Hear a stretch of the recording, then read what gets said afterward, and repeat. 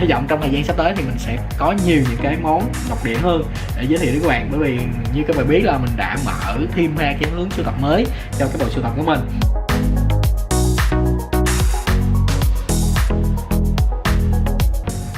Rồi, ok, chào các bạn, chào mừng các bạn đã quay trở lại với cái channel của mình. Thì hôm nay mình có một cái góc quay mới cũng khá là rộng rãi. Thì mục đích của cái video ngày hôm nay là giới thiệu với các bạn cái chiếc BlackBerry hết sức đặc biệt. Khi nhìn tiêu đề và khi nhìn cái chiếc máy trên tay thì các bạn cũng biết được đó là con BlackBerry nào. Thì trong cái video clip này mình sẽ giới thiệu với các bạn một cái chiếc BlackBerry 9900 bản Not For Sale. Vậy thì cái chiếc 9900 Not For Sale này nó có gì khác biệt so với bản thương mại, và nó có gì khác biệt so với những cái chiếc BlackBerry 9900 Not For Sale trên thị trường mà anh em đã từng thấy, thì chúng ta sẽ cùng soi trong cái video clip ngày hôm nay. Đấy, thì trên tay của mình đó chính là con BlackBerry 9900 Not For Sale. Thì khi cầm trên tay một cái bản Not For Sale thì chắc chắn các bạn sẽ thấy được những cái dòng khắc về email, những cái dòng chữ Not For Sale, và đặc biệt là trên cái con Bone 9900 Not For Sale này nó còn có khắc thêm chữ BlackBerry và cái logo BlackBerry ở đây. Không biết là các bạn thấy rõ không? Thì bởi vì nó chá cánh đèn và đồng thời là cái vết khắc này khắc cũng khá là tinh tế. Đấy, về mặt trước thì cơ bản nó cũng giống như những cái bản thương mại khác. Thì đây như mình thấy là cái con 99 bản thương mại đây nó không có gì khác biệt, vẫn là phím, vẫn là cái trackpad có cái viền chrome. Đấy, rất là đặc trưng và rất là tạo điểm nhấn, và vẫn là cái logo BlackBerry ở cái phần trên của màn hình này, không có gì khác biệt cả.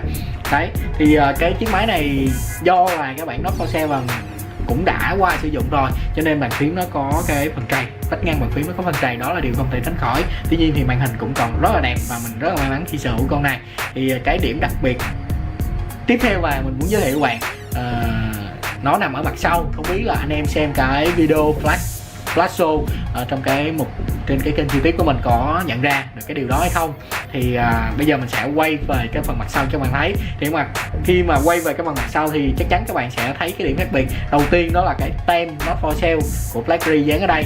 Ngoài ra thì cái nắp lưng của nó vẫn là cái nắp lưng dạng vân carbon rất là đẹp, và cái logo BlackBerry được in chìm được bố trí chìm trên cái phần nắp, không thể nào tróc giống như những cái chiếc flagship đời sau. Đấy, nó rất là dễ tróc, flagship hay là passport. Thì mình rất thích cái cách design của cái con Bone 9900 này, thì vừa đẹp vừa sang trọng vừa lịch lãm. Đây thì không biết là các bạn có nhìn thấy cái điểm khác biệt gì không trên cái con BlackBerry Bone 9900 bản Not For Sale này. Thì mình sẽ để cái phần lưng của con Bone 99 bản thương mại cho các bạn xem. Đấy, không biết là các bạn nhìn ra hay không.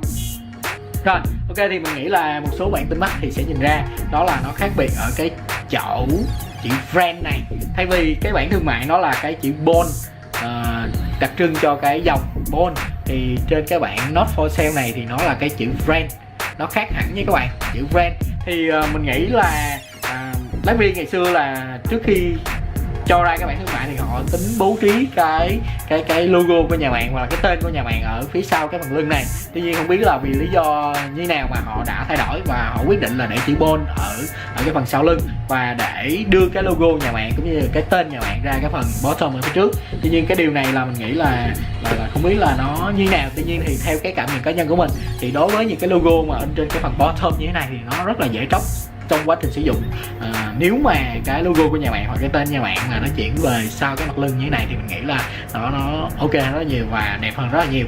Đấy, đó chỉ là cái nhận xét cá nhân của mình thôi, và đó cũng là cái điểm khác biệt và cái điểm rất là độc đáo trên cái chiếc BlackBerry Bone 9900 Not For Sale mà mình muốn giới thiệu các bạn trong cái video clip ngày hôm nay. Thì mình rất may mắn khi sở hữu cái chiếc BlackBerry Bone 9900 Not For Sale mà cực độc như thế này. Thì mình hay gọi nó là Bone Brand.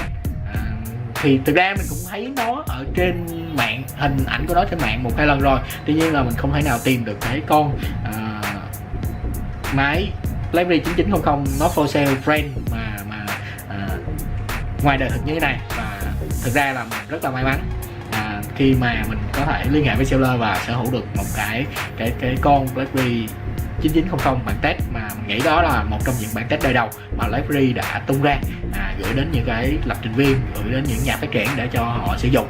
Đấy, thì rất là đẹp. Thì nói chung là về ngoại hình của con 9900 mà bản Not For Sale mình có ở đây còn khá là đen, cũng khoảng tầm 92 đến 95%. Ngoài ra thì cái viền benzen này nó cũng không có nhiều sự khác biệt. Thì đây mình sẽ gỡ cái cục pin ra cho các bạn xem cái tay Mi Mate. Thì đây cái tay Mi Mate nó cũng có sự khác biệt với đầy đủ những cái thông số về email, về mã pin, và có luôn cả cái dòng chữ là Property of Research in Motion. Đấy, nó có những cái điểm đặc trưng cho những cái dòng máy test, thì ở đây mình sẽ đưa lại gần cho các bạn xem. Đấy, rất là đẹp và rất là độc đáo cái chữ Friend ở đây, mình thích và mình nghĩ là độc đáo nhất đối với và khác biệt nhất đối với những cái dòng Note 4 Cell khác là ở cái chữ Friend này, rất là đặc biệt. Rồi, ok, thì cái video clip này thì nó cũng chỉ có vậy thôi. Thì hy vọng trong thời gian sắp tới thì mình sẽ có nhiều những cái món độc đĩa hơn để giới thiệu đến các bạn, bởi vì như các bạn biết là mình đã mở thêm 2 cái hướng sưu tập mới cho cái bộ sưu tập của mình. Ngoài Roger và Roger AT&T thì mình còn mở thêm những cái hướng sưu tập, chẳng hạn như là sưu tập những cái con BlackBerry full box có nhà mạng độc lạ, và thứ hai nữa là những cái con BlackBerry dạng Note 4 Cell. Thì đây là một trong những cái thiết bị nghĩa là thứ hai thứ ba gì đó mà mình có được. Thì trước đây mình có những cái con BlackBerry Classic Note 4 Cell mà đời đầu, thì hôm nay thì mình có thêm con BlackBerry Bold 9900 Friend đời đầu. Đấy, rất đặc biệt ở cái chữ Friend ở đây, và đặc biệt ở thêm nữa là mình nghĩ là cái logo BlackBerry được khắc trên cái bottom này. Rồi, cảm ơn anh em đã quan tâm theo dõi những cái video clip của mình trên cái channel này, và hy vọng anh em sẽ like, share cũng như là subscribe kênh của mình để giúp cho kênh của mình mau phát triển, và đó cũng là động lực để mình phát triển thêm nhiều những cái nội dung cũng như là làm thêm nhiều những cái video có giá trị gửi đến anh em để chúng ta cùng nhau thảo luận, để chúng ta cùng nhau chia sẻ. Rồi, cảm ơn các bạn đã quan tâm theo dõi, và hẹn gặp lại các bạn trong những cái video clip lần sau. Chào các bạn.